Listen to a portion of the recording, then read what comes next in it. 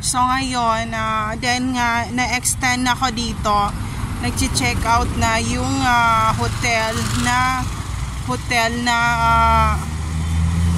na-check out na ako sa hotel. And ayun, may aso dito. Doggy.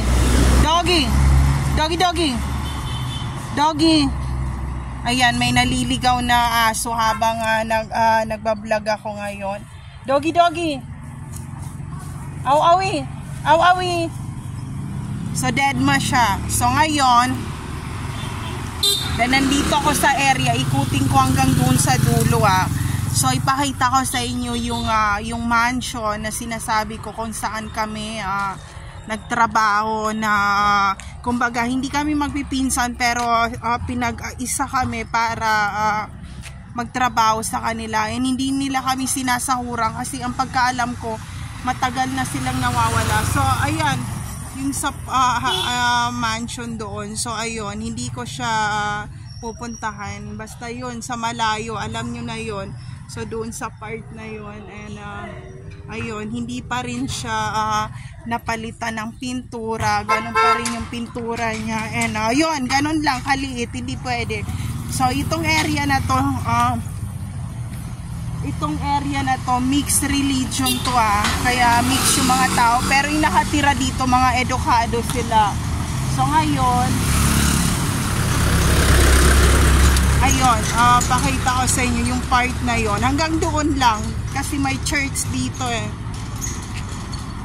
Alam niyo ba yung church na to, itong Jesus Christ na to, of Father, ano ba yung of Latter-day Saint na to, ano yan, church yan ng dating daan yan ng mix with the Jehovah and born again. So ayan siya, and hindi pa rin nila pinalitan ng pintura, pero pinapinturahan pa nila. So ayan, so alam nyo na yun doon, ito yung mayroon silang satellite ng frequency.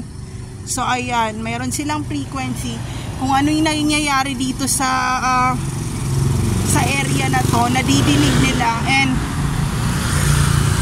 hindi ko na dito lang tayo na area. So itong area na to, dun sa kabila ay kanila gangsta, yung doon, hindi ko pa kita kung ano yung tas yung sticker nung census nung date kung kailan pa nilagay yung sticker, it's more than 20 years nang nakalipas, and abandon yung bahay, more than 20 years na, wala pa rin nakatira.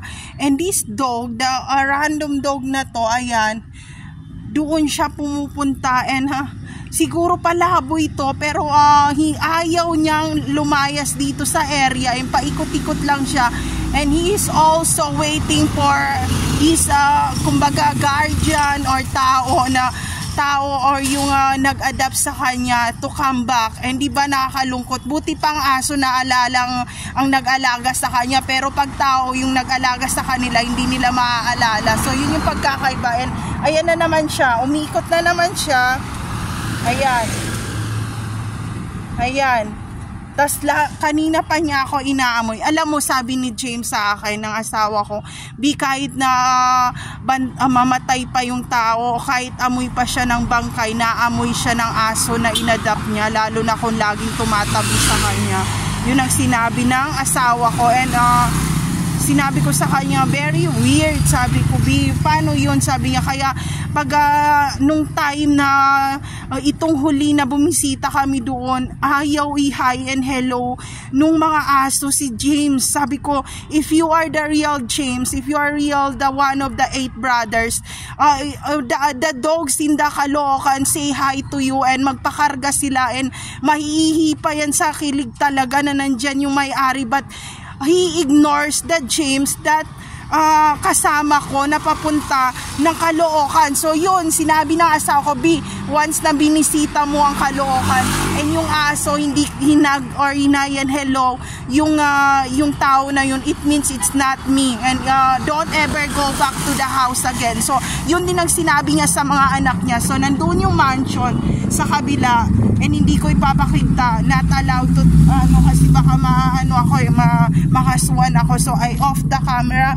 But this dog is always following me, and parang he say hi to me. So yun, kahit raw bangkay ka pa, yung pinalagaan mo raw na aso, maaamoy ka raw, kaya sila sinasama sa mga canine or sa mga paamoy ng bangkay or ipaamoy ang damit. Nalalaman nila kung kanino sila na amo or kanino yung tao na nag-adapt sa kanila. So yun yung very strength ngayon, di ba? So ayun, so doggy, behave ka dito, huwag ka mag-follow sa akin, don't ever following me, wala kang future sa akin, walang pang forever, hintayin mo yung amo mo, mayaman yon. So ayan, iikutin ko to pag ganon, tas off na natin ang camera. Mag-check out na naman ang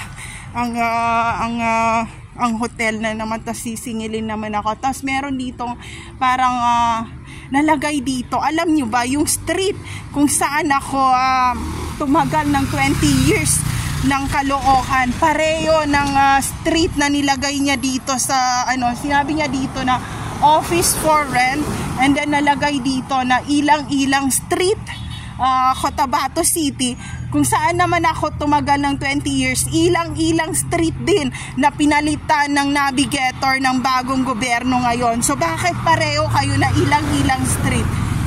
Sino ba sa inyo nagsasabi ng totoo? Luzon, Visayas, Mindanao, and International. So yung part din ng Cebu kung saan ako pumunta, ilang street din na nalagay. So ano ba gusto mong gawin sa akin? So ayan. So ayan yung bahay.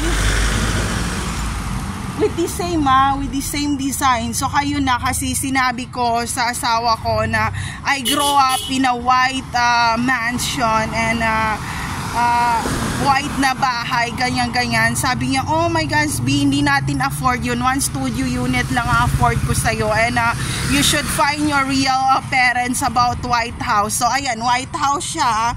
Ayan. So ngayon, may pa White House pa dito.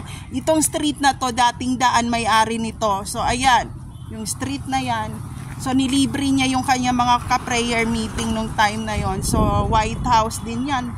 Parang Canadian style na bahay sa Texas.